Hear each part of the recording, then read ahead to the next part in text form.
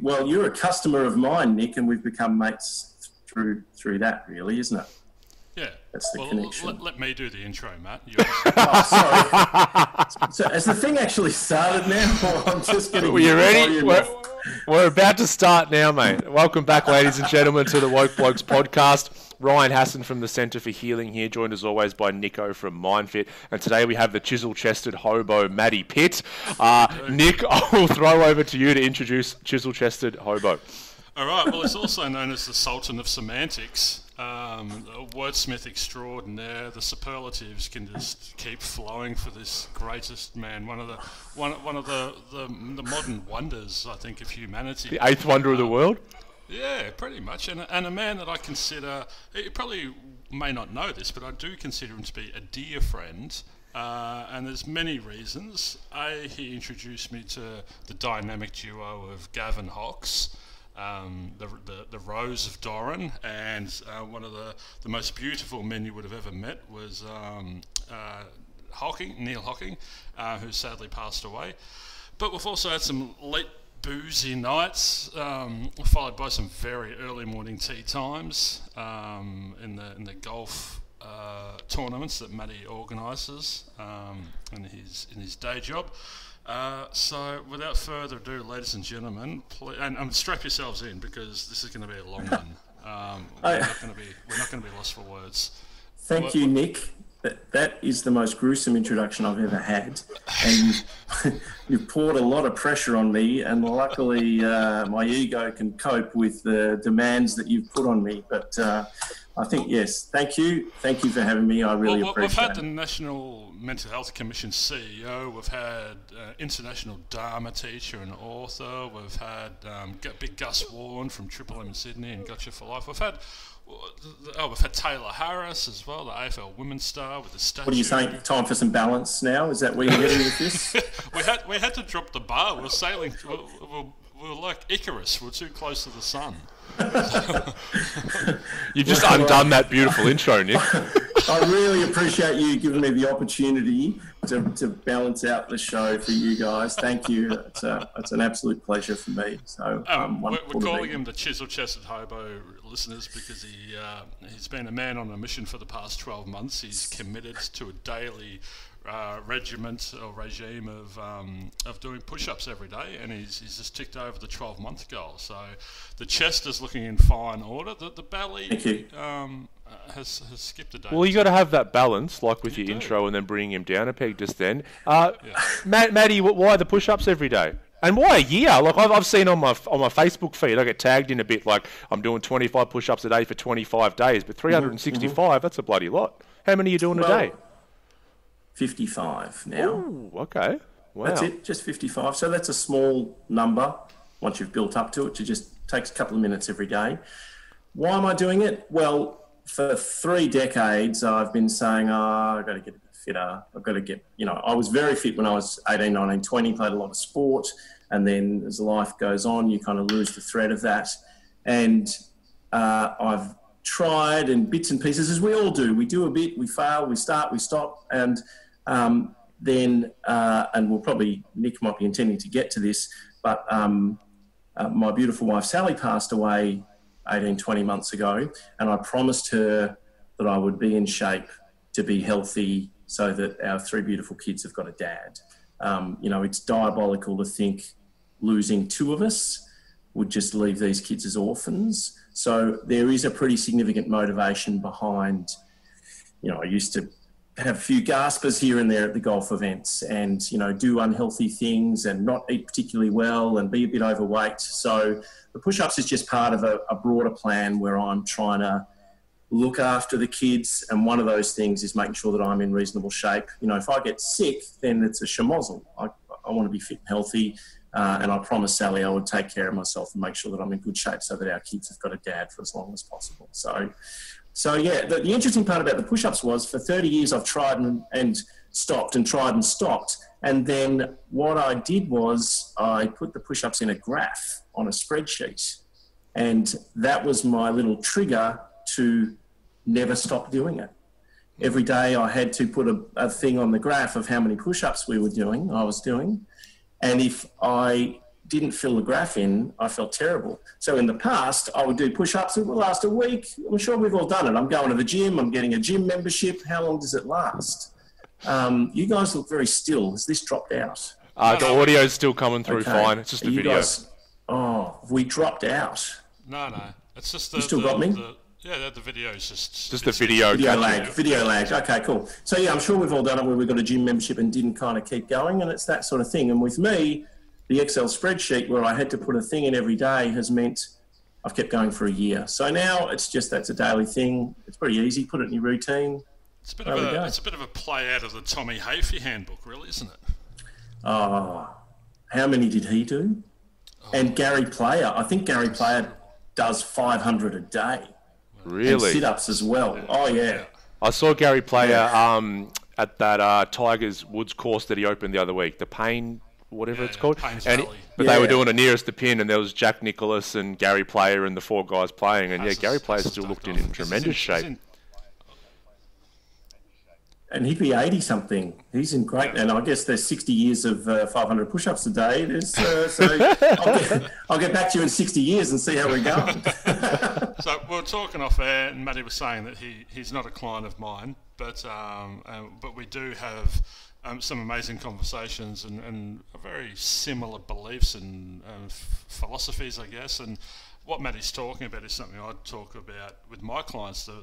So my work, Matty, is based off these 5 fundamentals, and the first one is priorities, and prioritising your mental, physical and nutritional health, or your overall well-being, because as you've just pointed out, you can't be there for other people if you're not okay yourself. So the old, in case of emergency on a flight, put the gas mask on yourself first, so then you can help your kids and other people around you. So it's great to see that you're embodying that and taking that time to care for yourself. You know, it was interesting for me, Nico. In my life, I was pretty irresponsible when I only had me to worry about. And that's okay. That's cool. And then after I met Sally and decided to have a family and we had kids, I transformed as a person, because here I was responsible for other people, and that really changed me. And I've been able to live in a different way and achieve different things that just I didn't do in my first life. Simply because I had responsibility for these people. And that's what this is now. This little bit of fitness is easy. It was hard before, but I got 3 beautiful kids to look after, and it's pretty easy to sort of have that self-discipline because of that responsibility. Totally. Have you heard that quote that we have 2 lives and the second one begins when we realise we only have one? I haven't heard that particular quote, but I'm a great fan of Colin Hayes' masterpiece, Waiting for My Real Life to Begin, which is a person who hasn't jumped the hurdle yet and is sitting around waiting for things to happen in life. And I guess it's a song about learning to be a proactive person in your life who makes things happen rather than waiting for things to happen. But it is a reminder that you only go once around, you only got one crack at it. Go and make your life the one that you want it to be. Yeah, I think it's a beautiful thing that we can come into that understanding, that realization. And I think what you're speaking about is a maturing. It's we evolve, we grow when that responsibility is put before us. And what's that Epictetus quote about? Don't pray for an easy life, pray for the capacity to endure a difficult one, or something. So it's that don't just hope for things to go smoothly. We really we don't want to go chasing adversity, but when it meets us, we have to dig deep. And then your metaphor, ship is safe in harbour, but that's not what ships are built for. So when the storms roll in, a lot of people will take that reactive way and go and hide and just wish and want and hope that they come out of it. But then there's other people that stand up and say, bring it on. All right, I'm going to navigate my way through this storm. I didn't ask for it, I didn't want it, but I've got 2 options. I can duck and weave, or I can stand here and deliver. And that's probably how many of those challenges we've met in the past as well that builds that resilience. Because I was thinking about this literally yesterday. I'm like, life's just a series of challenges, right? And it's like, and most people, I think, and I've been here before, you Nick, you've called yourself, I think, a comfort slob in your past life, and that's like trying to create a life where we don't have any of these challenges and no problems, no issues and that kind of thing. But it's impossible. Life's just a series of these problems or issues, and like by trying to be comfortable all the time and sitting on the couch and have an easy life, that ends up being a hard life because you end up going, oh fuck, I should have done so much more with my life. So I think you're talking about resilience. I'd love your input here, Maddie, especially with going through such a catastrophic event as losing your wife. How do we build that resilience, or how did you build resilience through that period? Oh, that's a good question. Look, I think I was fortunate because I'd been through a few other challenges in life, and so I was well placed to do as best I could in supporting Sally and our family in going through what we did. And I think a bunch of that is for me, it was having a solid philosophical foundation about who I am as a person, what my priorities are in life, what's important to me, and how to approach life. So, Nico, golf's a great metaphor. I love golf because of some of the philosophical underpinnings. They suit me. Mm-hmm. So for the non-golfers listening, and Ryan, I'm not sure if you're a golfer. I'm a golfer. There you go. So the etiquette of golf is based upon the principle of consideration for other people. Other people will follow you on the golf course. Let's leave the thing in better condition than what we found it. It's kind of like a planet, isn't it? If you could leave the joint in a better place than what you found it, then the people behind you will have something to enjoy. When you're on a golf course, repair 2 divots if you make one, so on and so forth. So all of the etiquette is based around consideration for others. Then the game is self-regulating. You call penalties on yourself, so it requires character. It requires you to look at yourself honestly in the mirror and make a decision about what sort of person you are. Am I going to cheat?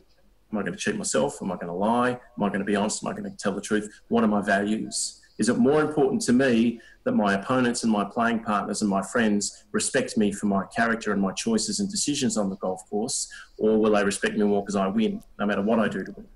So, I love golf because philosophically it asks these questions. If you want to, it gives you the opportunity to learn these things.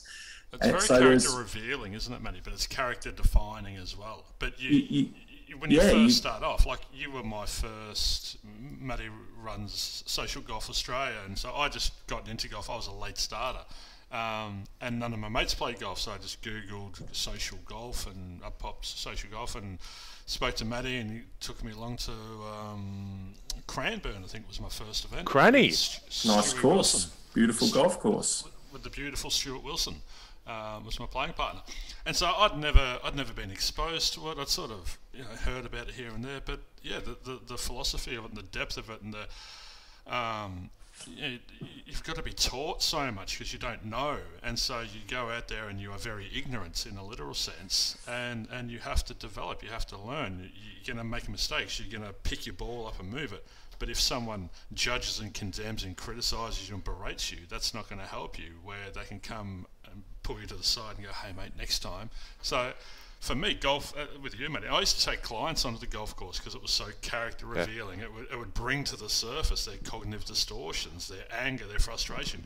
You can't wear a mask or a facade out there. It's just character is revealed. That's why so many business deals are done on a golf course. Because if I'm going to get in business with this person, I need to see them play golf. I need to know if they're moving their ball, cracking the shits. That's right. That's right. So to answer your question, one of the key things about golf is learning about what you can control and what you can't control, and differentiating between the two, and then being in the moment. That's very important. You can't worry about the last shot you played, whether it was good or bad, and you can't worry about what's coming ahead. You play your best golf when you just focus on being in the moment, which it's Buddhist, it's beautiful, and things happen. And in golf, unlike other sports, there's just you and the ball. No one else has any input into what happens to that ball. In tennis, someone's got to hit it to you. In football games, there's other people tackling you. In golf, it's just you and the ball. No one else's actions or thoughts or anything have any influence over what happens. So you're responsible for everything. So, Nico, to get to what you said, golf gives us the opportunity to learn these things. We can take the opportunity or not. And then one of the great lessons for me was understanding what you can and can't control. So you can control, how you hit the ball and how you manage yourself and how you see things and things like that. And then you can't control the weather and the slope of the ground and a whole lot of external factors. So getting back to your question about coping with all the trauma and difficult things over the last 3 or 4 years, those ideas, in particular, worrying about what you can control and letting go of what you can't control, were really central to navigating through what can be almost impossible. That sounds like the in Buddhism, again, they talk about the source of all suffering is attachment. So what I'm hearing with you is it's just but the law of nature is that everything has an expiry date, everything's impermanent. So if you're a Buddhist monk in Bhutan or Tibet or somewhere, you live a life of non-attachment because they don't get married and they don't. But those of you and I who are in Western civilization, we do create attachment. So I think we have to start learning when the expiry date comes, and that's where we let go and practice detachment. Correct. So attachment is not a bad thing. And you gave me a beautiful piece of advice a few years ago when I was really struggling with something, and you reminded me, oh, Matt, you're attached to that. And when I stopped and reflected on it, I realised, oh my goodness, that's where all the conflict and trouble for me was coming from. That particular issue is that I was holding an attachment to it. But, that doesn't make attachment bad per se. It's just about being knowledgeable and wise and understanding it. I chose to be attached to Sally. I chose to love her and to have a family with her, and we've got our beautiful children. There's no escaping that attachment. They're my choices. And that's the other thing about life. Your choices define who you are. You get hardship, you get good fortune, you get whatever happens and comes at you in life that's beyond your control. What you can control is how you choose to respond to it. So when great adversity comes and when resilience is required, anyone can do whatever they want. In my case, I went, well, I've got a responsibility to these beautiful children that Sally brought into the world, and I promised her I'd look after them. So I'm trying to do the best I can with all the choices I make to help them. And then I teach them who you are as a person is defined by the choices you make. The things that happen to you in life, you'll choose to do one thing or the other, and that becomes who you are. And I think that's a really valuable lesson. Well, it's been valuable for me, and I'm trying to pass it on to them. Well, it's something I've admired in our conversations about you, Matt, is why I really was excited to get you on as a guest, because I think you bring so much to the table that listeners will be able to sit there and take away with them. But after Sally's passing, I heard you letting go, but in a loving way, and it was an unconditional loving. It wasn't, I am happy on the condition that you are here and you exist. And I think what really came through was you went into gratitude instead of resentment, and it's not fair, and you didn't go into that woe is me. Well, you may have initially, but down the track that didn't come through. Look, yeah, I mean, a lot happened. And we went through breast cancer, and it was a fast, aggressive breast cancer. So we had a diagnosis in February or March 2017, and it never went well. Now, of course, while you're going through this process, you don't know what's coming. There's always hope. There could be treatments, and Sally fought like hell. And her incredible resilience and courage was just remarkable to me. She completely, you talk about me doing 50 push-ups. Sally decided that she would give her body every opportunity to be the best it could be. And she stopped drinking alcohol, she stopped eating sugar, she looked after her diet, she exercised, and she ended up at age 43 the same weight as she was when she was 18. And her body was so healthy. She left no stone unturned to try and be committed to trying to find a way to beat it. And then the grieving, we went through the grieving process gradually, like this nightmare of a slow motion train wreck over 18 months. So, the whole Lisa Simpson taught me. There's the denial and bargaining and well, help me out, guys. The 5 stages of grieving. My mind's gone blank. But we went through those things together gradually over a long period of time. And of course, the final surrendering, isn't it? Yeah, there's acceptance or surrendering. Yeah. Yeah, and I mean, in Sally's case, she did hold on to denial, but it was completely understandable because she had to fight. And she said to me, if I think this thing's got me, I'm gone. So I must believe I can beat it. And she sustained that all the way through and through unconscionable pain in the end. And she refused to give up.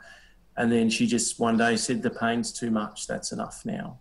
And it was remarkable how quickly she went after that. It just like took off like a runaway train when she made her decision that was enough fighting now. But she took it all the way to the end. So for me now, look, there's a whole lot of, it's really interesting because I consulted with a friend who was a psychologist all the way through, asking him questions about how we manage nurturing our children through losing their mum, which was the greatest tragedy that Sally had to come to terms with. Was her, they were 6, 10 and 12 when she died. So, Sally spoke to me about imagining her daughter's wedding day without her mum. These were the nightmares that Sally was going through, projecting into the future, and it was horrendous. And so one of our coping mechanisms to get through this was we realised if we looked too deeply into the future, we just saw the abyss, and it was impossible to live like that. So we took the golf thing of stay in the moment, the Buddha thing, and we actually wound back our lives and just almost live just day to day, because we could live in the moment and exist and find a happiness and a courage and a fight. Because if you look too far into the future, it was awful what we were seeing. Did doing that give you a greater quality of time with her because you were in the moment, you were there with her instead of in the future? I don't know. What it did was give us the capacity. Yeah, probably the answer is yes, because it gave us the capacity to exist in a nightmare.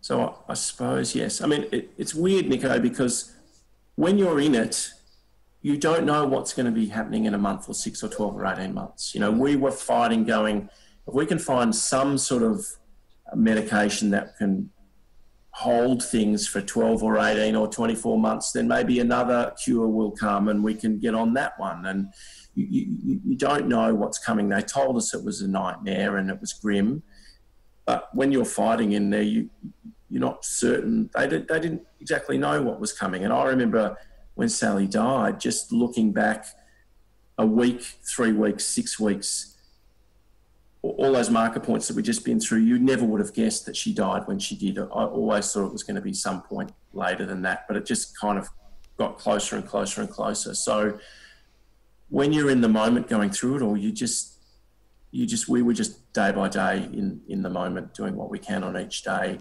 because it was too grim to look too far ahead. Couldn't do it. How did you compartmentalize? Because you had your wife, in her battle, and then you had your kids, and you had your business, and you had yourself, and you had all these different hats to wear. How did you compartmentalize it? Good question. Okay, well, priorities. So Sally's the top priority, and the kids and our family, and then we put other things after that, work, etc. But I'm running a business, so Sally and I ran the business together, and in fact, Sally loved what she did in the business. She managed all the handicapping administration, and she was OCD, and she had this perfect spreadsheet, and it actually gave her a little focus to just keep doing that thing that she loved doing. So that helped. From my point of view, the turning point, not the turning point, but one of the key things was I asked myself relatively early on, what can I do to help Sally? How can I support Sally? And there's not a lot. Like, I couldn't cure it. So I started delving into everything I could do and, all the ways I could support her. And one of the things I realised was it was a nightmare for both of us, but she was the one having to stare down her mortality. And so I knew she would go through a lot, through hell. And so I decided what I would try and do is be a rock for her to have an anchor point around. That was just an instinctive, intuitive choice. But I figured if I can just be rock solid here, she's got to go through a lot of stuff. She's got me as an anchor point to stick with. And that ended up being a really valuable, intuitive approach because that then flowed right through when we were losing Sally, when we were having to talk to the kids about them losing their mum, which is a whole other topic we can talk about, was really important. Actually losing her, going through the nightmare of the funeral and all these things, and then picking up life and continuing afterwards. And what I learned was, so I spoke to a friend of Sally's a few months after she died, and she'd been through a marriage breakup, and her child was stressed. She was telling me how her child was so stressed the kid was going to the doctor. And she said to me, I'm stressed, my kid's stressed, everything's stressed. And I realised that my kids were fine. And I'd actually been kind of concerned. I was checking in, looking for marker points and signs about how they were going. And they were coping brilliantly. Now, Sally and I had taken a lot of care in the way we spoke to them and informed them and kept them up to date. But what I ended up realising when I spoke to this friend was the kids were looking to me for their, is everything okay? And I was... You were anchored into that rock, yeah. That's right. And they were going, right, Dad's okay, everything's okay here. Well, if you were heightened and you were disturbed, then that would have had a ripple effect, and they take their lead from... They take their lead. So that, I mean, in some respects, that was really lucky. It was just... I recognised it afterwards, but I didn't realise at the time. But that really ended up being really valuable. It helped Sally, it helped me, it helped the kids. And it was easy for me. I have to say, I was a passenger in Sally's nightmare. Like, I'm inspired by her. I can't, how does one find resilience now? Well, I only need to look to Sally. She went through something unbelievable. I can't limp out on anything. I can't be gutless and not confront things and do the right thing. And because she was very noble in that chapter of her life, wasn't she? She was absolutely remarkable, Nico. Remarkable. And in terms of publicly, she didn't want to be pitied by anyone. So she was there wasn't, a lot of people didn't really know exactly what was going on because she just wanted to fight. But no, she was just incredible. That's sort of amazing. The kids looked to you, but you were looking to Sally. So the kids really were okay because it was the way Sally handled and managed herself as well. But I'm wondering how you stayed so grounded and so present when I imagine the feeling of disempowerment for you. You said earlier you couldn't cure it, you couldn't do anything. The feeling of disempowerment, how did that not affect you? But that's accepting what you can't control. Yeah. Or if you accept those things in life and are honest and realistic about it, that was easy to compartmentalise. We can't control what's happened. There's so many elements of this we can't control. Let's focus just on the things we can control. What treatments are available? What options are available? How's Sally approaching it? What research can we do? That's how you do it. And something as brutal and as awful as that really brings all those things into focus. If you're, worrying about getting your golf game better or something that's, fun but not that consequential, doesn't matter that much if you cut corners on your golf practice, whatever. But when it's life or death, you kind of leave no stone unturned. And one of those things was just letting go of things you can't control. It doesn't help. Well, it forces you. It's not what you want to do. It's what the situation demands and requires of you, really, isn't it? Well, I don't think it's even that. It's choices. Because some people get put in this situation and they fold. Yeah. you get to choose how you want to react to every circumstance that's put in front of you. And I have a question, Maddie, before you keep going. I just need to jump in here. Go ahead. You said that based on previous challenges you'd overcome in your life to build this resilience, you had a solid underpinning philosophically of who you are as a human and what your priorities are. Who is that? Who'd you find out that you are? Because I work with so many people, I'm sure, Nico, you're the same, and I hear it time and time again, people come in to say, I have no fucking idea who I am. And this is a pandemic. See, a pandemic, this is a pandemic. People don't know who they are because they've instead of creating a definition in themselves of who they are and then acting their choices based on that, we are defined by, I suppose, who people think we are. So who I am around my friends and they tell me, or my family tells me, or my partner tells me who I are. And this is where people get caught up. They haven't defined their own character, which is what Maddie spent time doing. Okay, all right. Well, when I was a kid, I was quite shy. So I was very observant. I was quite introspective and reflective. I had an emotionally challenging upbringing. My parents broke up when I was 6 months old. My dad, I think, was misdiagnosed, like schizophrenic or something, and given shock treatment, which I'm not sure he ever fully recovered from. So my dad had the same thing. Right. My dad was like 1969. I think he was bipolar and going into some depression, and they decided the way to go was shock treatment, and I'm not sure that he ever recovered from that. I think that changed who he was as a person. I didn't know we shared that, Matty. Sorry to butt in. Oh, yeah, that's all right. So my sister and I grew up with my mum, and I learnt over time that my mum had some serious issues from her childhood that affected who she were and who she was and how she conducted relationships. So I spent kind of decades trying to figure that out. And I remember as a kid liking myself. I remember as a little kid an experience where I thought I was all right. I liked who I was, sort of poor inner person. And I remember my mum yelling at my sister and I, telling us that we were useless.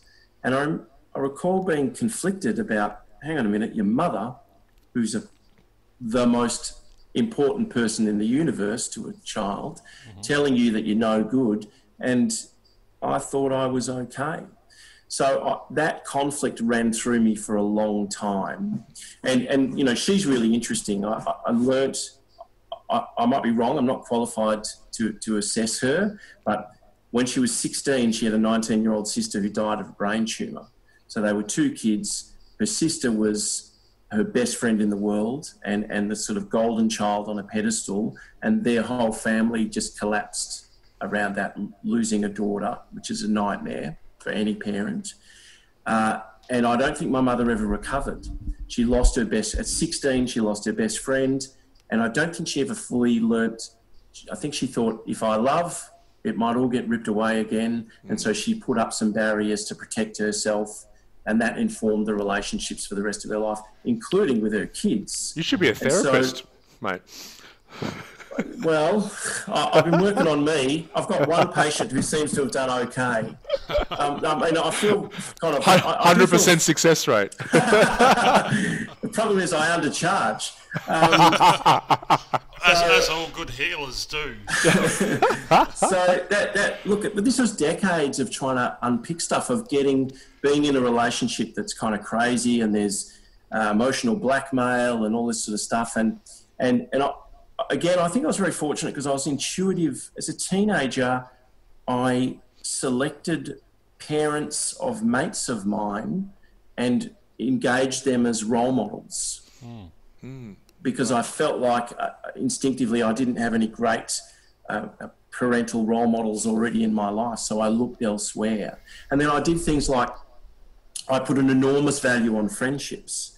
So, but that's explainable when I look at it in hindsight, because I didn't really have a huge amount of that family love and security dynamic. And so I went and found that elsewhere. And of course, the members of your true family are not always born under the same roof. That's I think it's Richard Bach I might be quoting there from Illusions. So I put a lot of emphasis on friends. And then I formed really deep, meaningful relationships with the parents of some of my best friends. I've got 3 families in particular who I kind of owe my life to because they were so influential for me as a teenager when I was confused about what was going on around me, and then I chose them as role models. And what I saw was they liked me and respected me as a person, and that reinforced me. I think I might be okay here. But what I had to end up doing was I had to consciously choose to reject the views of my mother to make myself okay. So I think does that answer your question? I had decades of kind of work around. I haven't answered your question. Who am I as a person? We're getting there, though. This introspection. You know, I sort of started being philosophical when I was a teenager and thinking about these things. So there's a few core things. To thyself be true. Okay. Now that's problematic because if you're Hitler and he was true to himself, that's problematic. So it doesn't really work. It cuts both ways, that one. But it is important, know thyself, love thyself. It's very hard to love yourself if you don't know who you are as a person and be honest with yourself. And then for me, that became choosing values that suited who I was. So, I know that I'm pretty wound up about sort of justice and doing the right thing and being ethically sound and wanting the respect of the people around me according to the values that I hold. So you've got a strong moral compass, don't you? Yeah, and that's just that's just who you are or not. But the important thing is to recognise who you are. The other thing is then just choosing ideas to live by. So one of the ones I heard, I'd already was doing this, but someone else framed it for me. I think I saw John Bertrand interviewed on telly, and he said his father said to him the 4 things he required for happiness were a family to love, a job to do, something to look forward to, and learn something new every day. And I looked at that, I thought about that, and I was like, yeah, if I've got, and this is after I had met Sally and had a family, and you don't need to have kids. It's a family to love could be anything. It's a sense of community and connection to something. But a job to do, and that doesn't necessarily mean money. It means a sense of purpose, something to look forward to. It's critical. Have things that you aspire to, that you want to do. Nico, our golf events are fundamentally sold on hope and aspiration, and so, we put an event up in the future and our customers love it because we're going to New Zealand and and then learn. What? We're doing an event in New Zealand. We'll get back to that off air with the travel bubble, and then learn something new every day. A sense of inquisitiveness, an acceptance that no one knows everything, that you don't know everything. That's okay. I teach my kids one of the best answers to a question is I don't know. People get afraid to concede they don't. But once you recognise every single person you ever meet knows something you don't know, and then that kind of can generate a nice bit of humility, which is valuable for all of us. And then having that inquisitiveness ties into that. And it's a very enjoyable way to live, to have an inquisitive nature, to want to learn from other people and things, and that's be aspiring that growth mindset that. for you, though. That's that open mind. It's that wonder. It's that joy. It's that playfulness. It's that I'm curious. You've got a curiosity about you. So when you're inquisitive, you like exploring and experimenting. There's no fail or succeed. It's just to try this and try that. And that's right. It's fun. I learned it from my grandmother, who lived to 99, and I noticed that she had a very keen mind all the way to the end of her life. And I attributed that partly to the fact that she remained inquisitive. She would read articles and be thoughtful and talk about issues and topics. She never became closed in her thinking, and she was in the moment. She didn't refer to the past.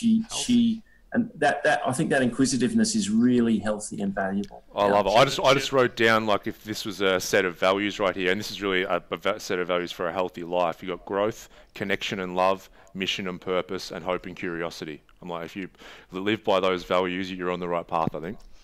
Well, Well, you they work okay for me, yeah. and like your let's grandma, go she on. had a Shane Keith Warne innings of 99. Like that's Yes. Went for the slog sweep at She 99. didn't throw her innings away like Warney did. I do remember that.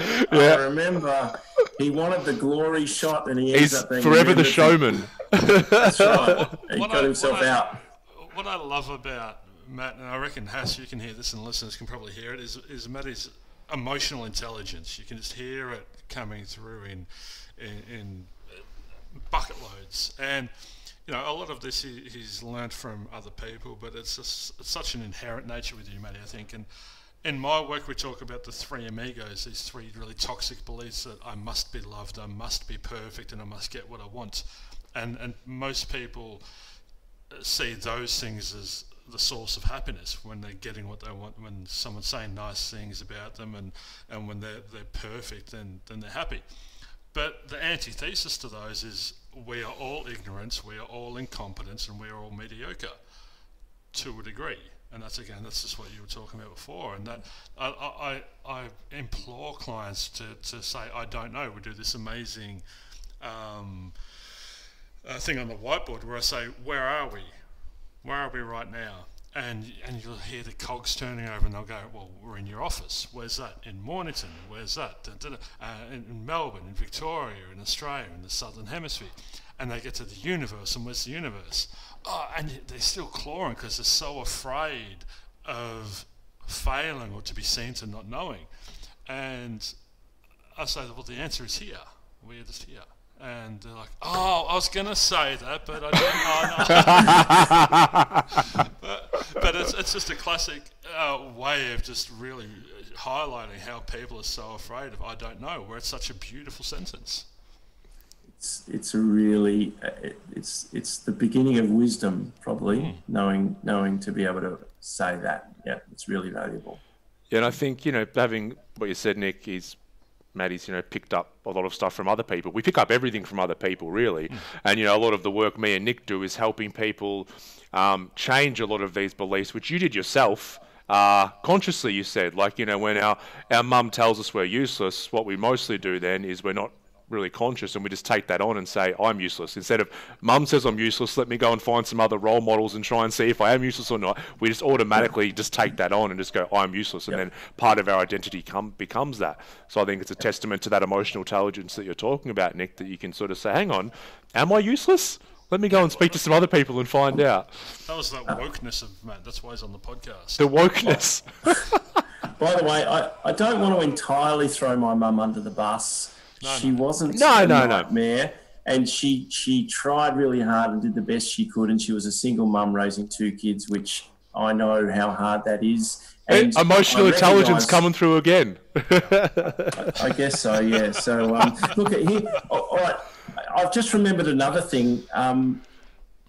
When you talked about the path to happiness, something I learnt for me, and this is everyone ticks in a different way, but it's really, I think it's really important to understand how you tick.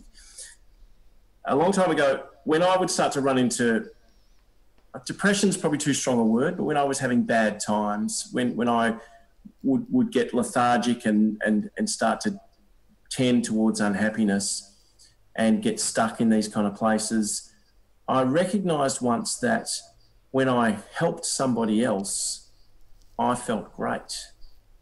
And it was just a really valuable learning for me that when I'm not going so well, if I go do something for someone else, an act of kindness, I feel better. And so that became selfish for me. It was a way of helping me be happy. And in my whiteboard in my office, I've got help people up in the top corner of the whiteboard. And there's a good example of learning, knowing yourself, knowing who you are, what you like, what makes you tick, and what your pathways to happiness are, and then being honest with yourself and doing things in your life that help you along those. And it's such a good reminder, just help people, like you're saying it's selfish, and it is, but it's a win-win situation, like when we tend towards depression, you can go and call it depression, you can just call it a depressed state. that depressed state is anger turned towards the self, right? So it's all about us at that point. So we're like, Yes. why me? So if we can get outside of me and go and help someone else, then that's how we can start to get out of these states. And it's a pass it forward thing. Like, so many people have helped me in my life. We've all been in that situation where we've had people be generous and kind and help us. And it's valuable to remember that. And then when you've got the opportunity to do the same for the other people, it's really satisfying to do that. Yeah. I just did an Instagram post, Matty, the other day, and it was 6 ways in which you can use a lawn to improve your mental health. And the first one was mow someone else's lawn. Yes, And there it's it an is. act of service. And then the second one was have a beer. That's not the metaphor of... No, that's what I was about to say. Because I would have used cut someone else's grass if I wanted to. Right, okay, cool. Of course. Mow your mate's lawn. I was very mindful. So, but it's that act of service. It's that giving. It's not about me. It's not about. I'm not. Ryan and I talk in the podcast all the time about how so many people are working with this sense of deficiency. I am not enough. I don't have enough. And when you shift away from that and go into giving, and even in your relationships with your friends or romantic or with work or whatever, if you can start giving more than you're taking, it does have an amazing ripple effect. Yeah, absolutely. Yeah. Absolutely. And just to close that loop from earlier, we spoke about the 5 stages of grief because people would be like, what are they? I'll just run through them because I looked them up because I couldn't remember off the top of my head. Denial. No, it's not. Anger. What? Bargaining. No. No, it's not. No, it's not, please. Depression. What? Heavy. Okay. Depression? Oh. Acceptance. Oh. There it is.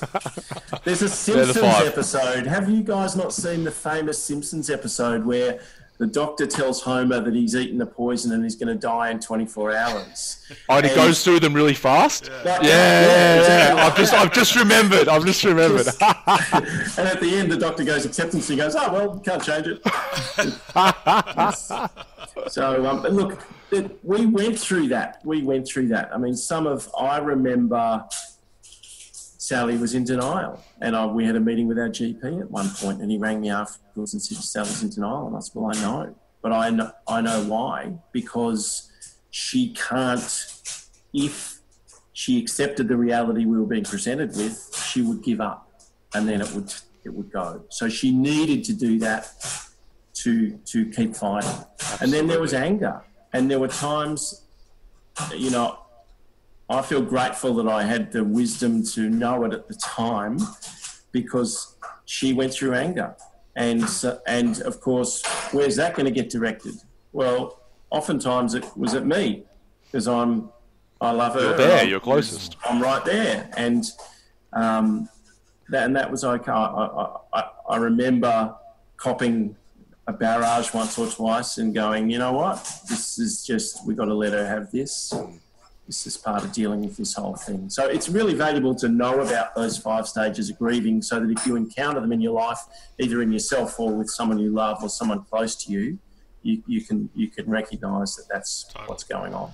I've got a question, Matty, in terms of parenting, and I'm not a parent, but lots of our listeners are. So I'm curious about, after Sally's passing, a lot of parents would go into this controlling. I'm responsible for my kids' happiness. I have to make my kids happy. I have to control them and set all these boundaries and this structure and everything. But and I wonder if you let your kids lead, because if they wanted to talk about Sally, whether you just let them, or was it, hey kids, we're going to sit down and talk about it all the time? What approach did you take with your kids? Did they lead, or did you lead? We led. Good question. Okay, so. Look, we could do a whole other hour on this question. So there's so many things. The first thing is, we knew Sally was going to die at a point in time. We didn't know when. Well, we're all going to die, but we knew it was going to be sooner rather than later. And so then how do you communicate that to 3 kids? And of course, So I started talking to a friend who's a psychologist and kind of getting information. And, kids' awareness and understanding about mortality is different. They have different marker points at different ages where they even comprehend what death is. And then, so we wanted to look after them and nurture them as best we could through that process. And so what we did was we were honest and authentic with them throughout, but we didn't overburden them with too much information. And I was continually bringing up my mate, Fraser, hi, if you're watching, and saying, look, we're thinking of approaching it like this intuitively. Sally and I have discussed it, and we think this is the way to go. And he would usually say, yeah, that's great. And so we didn't deny what was happening. We didn't pretend like everything's going to be okay, but then we didn't overburden them with too much. And then towards the end, when we knew it was really coming, we had the realisation that Sally will die, and these kids will have a point in time where they know she's died. And we recognised that if their full realisation of that reality was after she had died, then we were opening the door for all sorts of other potential problems and issues down the track for these kids. They needed to categorically know before she died what was coming. And of course, this got really complicated by that. She just really started going fast at the end. So we started having conversations with them where we would stage the information. So we'd sit down and have a family meeting and say, the doctors have run out of medication. That's it. Now that, to a child, that doesn't say that she's going to die. It just says we've run out of medicine. So we staged it with this until eventually we had this the most horrific conversation I've ever had, where we sat them down and said, Mum's going to die. And I made sure that the wording of it, Sally was in hospital at this point, like 5 minutes from where we lived. I sat down and said to them, we're going to go and visit Mum. We're going to go and see her. But first I want to have a family meeting and talk about it. And then I took them through everything. You know that Mum's got cancer. And it's spread into her lymphatic system. It's gone all around her body. And, the doctors have run out of things they can do. And now the cancer's gone into a whole lot of different organs and they can't cure any of it. And it's got into so many of her organs that her body can't sustain it and she's going to die. And we needed to make sure that they knew that's what was happening. And so that, this is one of many conversations we had with them through a long period. And so then I took them down to see her in hospital. So we led it, Nico, and that was Sally's greatest nightmare, was knowing that these kids were going to grow up without a mother. And we tried to do everything we possibly could to make sure that they could be okay. And some of the things were that we didn't pretend like anything wasn't real. We didn't pretend she didn't have cancer. We didn't pretend she wasn't going to die. And then when she did die, and like they saw her an hour before she died, they kissed her. And in fact, this was remarkable. It was right before Christmas, and there was a Christmas carols thing, and Nora was singing in the pub with her friend. We went up to the hospital to see Sally, and she was not conscious. She was in massive amounts of medication at this point. And I said, you guys want to kiss Mum? And I went and kissed her, and Harry and Nora went and gave her a kiss, and Billy didn't do it. Billy's the 8-year-old. Billy's the one Sally called Egg Basket. When he was little, he's 4 years younger than the other two. He's a pretty cool little cat. Anyway, Sally says to me one day, see this one? This is the one. He's got it all. He's handsome. He's clever. He's talented. This is the one. Put all your eggs in this basket. So we started calling him Egg Basket. That was our nickname for him. And one year we were talking about Christmas presents. We're like, what are we going to get for Egg Basket? We're talking about Egg Basket, this and that for Christmas presents, and we hear this voice behind the couch. I'm right over here, So he's a beautiful, and I think emotional intelligence, I think he's got it in spades. So he didn't kiss Sally. He was a bit afraid. She was unconscious. And then we went home. And then I got the phone call 40 minutes later, Matt, you've got to get to the hospital. And I raced down and Sally died. And then I spoke to the doctors and said, what's happens now? How long is how long is she going to be here? I said to the doctor, how long is she warm for? He said, hours. I said, okay, I've got to give the kids the option to see their mum. So I went back home and told the kids that mum had died. And I said to them, she's in the hospital now. You can see her now if you want to see her. And I said to them, I don't know what I'm meant to be doing here. I don't know what the right thing to do is, but I know she's here. And if you want to see her, you can do that now, and you're not going to be able to do it later. And Harry, who was 12, and Laura, who was 10, said, no, they've just seen her. And Billy goes, he's 6. He goes, I want to go. And so we all went down to the hospital where we'd been an hour before. And Sal's mum was there, and Sal's sister and one of Sal's brothers were there. And we went into the hospital, and Billy just marched down the hall, went straight into the room, got up on the bed and kissed her. He hadn't done it an hour earlier. But I think that's, how did we get through? By that kind of honest, authentic communication with the kids all the way through. And then afterwards, we never pretend Sally didn't live or hasn't died or whatever. We just continued to talk about Sally normally, right through when she was getting sicker, when she died, after she died, and in the time afterwards. We've just kept everything normal. We're doing rules and boundaries and parenting here, and mum's couch and mum's rule and mum said, and this bedtime and mum's car. And so we've kept her present in the conversations in our family.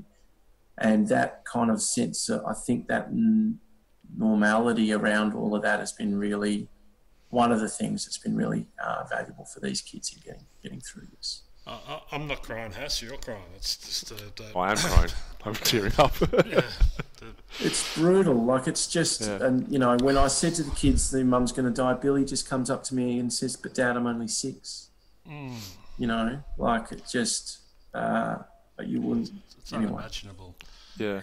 Matty, It is, and that's what we said when we went through it, Nico. And we just, it's this sort of nightmare happens to someone else, but when it's happening to you, you just deal with it. People said to me, "How do you deal with it?" I'm like, I don't know. You just do. You do what you need to do. It's not like, you have a choice not to deal through it or go through it, because that's what's happening, you know. That's right. And I think it's you know, hats off to you for, you know, having, because it's so, I'm sure, easy for us to lean towards telling kids, because we're so sheltered from death in our society, and as opposed to other cultures. Correct. And, you know, it's so easy for us to just say, no, everything's fine, and there's, you know, rainbows and blah, this is all happening, but it's like, you know, that there needs to be a real living in reality there, which sounds like, you know, what you did very methodically with staging it and understanding where they're at, and having the advice from the psychologist, but also just being just raw and open and having them know exactly what's happening. I think that's the harder thing to do in the moment. Like you said, it was a nightmare, but it also gives them such a better grasp of, you know, what death is, and that it's going to happen to all of us at some point. And it happened to her maybe too soon, but it's going to happen to all of us. Yeah, that's right. Yeah. So, I've got 2 questions, Matty, and they're a bit of, and it's coming from a genuine ignorance. Did when you keep saying Sally, you know, was talking about she's not going to be there at the kids' weddings, all that sort of stuff. Did she? Was there any talk of? Did she blame herself on any level? Like, was she beating herself up for feeling like a failure? No. Great. Okay, and when she passed, and once again, I can't imagine this, but I've heard from other people. Did you experience any relief on any level? And was that a really, if so, was that a weird emotion to experience? Okay, that's a good question. Look, there was so much pain that there's your option on relief, is it's unconscionable pain. So I didn't feel much relief. No, I didn't really feel relief. But I do understand the importance of not feeling guilty about how you feel. My father passed away 4 weeks ago. He'd been very sick 5 years ago. It was not a surprise when he died. He was 80. And I remember at one point not feeling super sad on the night that I learned he died. And then I remember a temptation to feel guilty about not feeling that sad. And I thought, well, guilt's not really useful to us. It's kind of a wasted emotion. You know, you either do or you don't. But I didn't feel that much relief, Nico. It was a nightmare losing Sally. Yes, it was better that she died than to live in that amount of pain. I guess the important thing is in grief, there's times when people will feel guilty about feeling particular things, and it's probably important to recognise that doesn't help you. It's okay to feel this way or that way, and the thing is, going through the grief process. Well, yeah, I just don't judge myself about that. I mean, grief. Here's a whole nother hour dealing with the grief. Like, I think I did a really good job, and I feel just lucky and intuitive that I let the sadness in. There was a lot of it. I also let it out. It still turns up. It turns up less frequently. This sadness will be with me till the day I die, I've realised. Every time there's a significant event, every time one of my kids graduates from school or uni or gets married or you have a Mother's Day or whatever, it's going to come back again. And what I learnt in dealing with the grief is let it in. Don't push it away. It's okay. Just open the door and let it come in. And you know what? It'll come through. And if you leave the back door open, it'll leave as well. And that's okay too. You don't need to feel guilty because you're not feeling sad right now. You know, so they're important things in processing grief. And that's amazing to hear you put it into that context, and I think listeners are really going to resonate with that. And you know, we were talking earlier about suffering and unnecessary suffering, and we're all human. We're all going to experience suffering. We're going to lose someone or something. Things are going to happen, but it becomes unnecessary, as you say, when you start compounding it and beating yourself up and judging yourself and holding on to it. Oh, there's two. Sorry, Matt. There's two like key things you said there, and I think anyone going through grief, and especially guys, because we're very emotionally unintelligent, a lot of us, is that honor what you're feeling, even if that's nothing, right? Because you need to honor that. It's valid, right? And then, but when it does come, let it all the way in, let it all the way out. I think those two are just so key with and the way that you've handled things, and I think the listeners can take a lot away from that. That'd be awesome. If someone hears this and it helps them, great. I guarantee it will. It's helped me. I'm listening. It's helping me. I think we're all better people for having spent this time with you, Matty, and I'm a better person for having had you in my life. So it's a genuine honour to be able to call you a friend and to beat you out on the golf course. That's probably well. Let's maybe finish up by talking a little bit about golf. Like we're keeping with the maybe lens of things that help us through the mental and emotional side of our lives. What does Social Golf Australia mean to you, Matty? And it seems to be a real passion of yours. Well, I met I don't know if you're calling me a hobo, Nico, because in Sally's eulogy I referred to the night that I met Sally and I looked like a hobo. So I've taken on this hobo identity because of that story. The chisel-chested hobo, by the way. Well, I don't know if it was back then, but anyway. I'm not going to comment on that. She was an actor and I was a musician, and we were both broke. And we met each other, and it was just from when I saw her, I knew I wanted to marry her. I would marry her before I even spoke to her. And then she got up and sang on a stage. It was at a birthday party, and she was amazing. And that was so. We just met each other, and it really clicked. And then we were two out of work artists with no money. What are we going to do? So we decided we would start a business together. We did a SWOT analysis, strengths and weaknesses. And one thing led to another, and we started a copywriting consultancy. Then I ran a golf event for mates, because all my mates were getting married and having careers, and we were playing less golf, we weren't seeing each other. So I organised a golf trip to Cobram Barooga. And I thought, I've been on these kind of boys' golf trips before. You can do it better. And so I just did the best one that I could, and then we did another one. And then one of the guys on the trip, Sam, owned website consultancy, and he said, have you ever thought about doing this as a business? I went, no. He said, come and meet me sometimes. I went and met with Sam, and he said, have a website. So I'm indebted to Sam for mentoring me and starting me in business. My mates didn't have handicaps, so I qualified as a handicapper, and then we just started running some golf events. And so we had two businesses, this tiny little golf business and our copywriting consultancy, and I loved the golf and just worked on it and so that was Bush Ranger Golf, wasn't it? That was Bush Ranger Golf. That was the first incarnation. And I loved it, and then what it grew to be was the fun of community. And fundamentally, what are you doing when you're organising and hosting a golf event? You're arranging for a bunch of people to come together and have some fun, whether it's old mates or people meeting new friends. And so what does it mean to me? This is the big thing that it means to me. Firstly, it's created something that feeds the kids, puts shoes on their feet. It reflects my values really well, and I'm really happy about that. One of the goals of business is providing a lifestyle, and I haven't quite done that yet because there's still too much work to do, but we're working on that. And then the satisfaction I get from it, from what it delivers. And it delivers friendships and community. And one of the significant things, one of the amazing things for us is we've got people who've come into our golf events and made new friends. So Nico talked about Gabby Doran and meeting the amazing Neil Hocking, who was an incredible friend of mine through golf. But I've seen so many people come into the events that we organise and make lifelong friends. And this is one of the incredible takeaways of the things that we do is that sense of community that we put a really high value on. The other thing I love is Sally and I started this thing from a home office. We applied our values to it, and Sally loved the handicapping. We did 29 handicaps in the first year, 14 odd years ago. And this year it's like over 4,000, and we're one of the biggest golf clubs in the country. And that has just been friendly personal service from a family business started in a home office.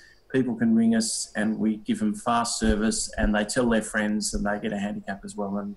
And really, Sally loved that. Sally and I did it together, but she took over the handicapping business in the period where it grew from 300 or 400 through to over 3,000 people. That's really satisfying. And of course, it's fun on a daily basis because you're just helping people do something that's fun and enjoyable and healthy and good for them.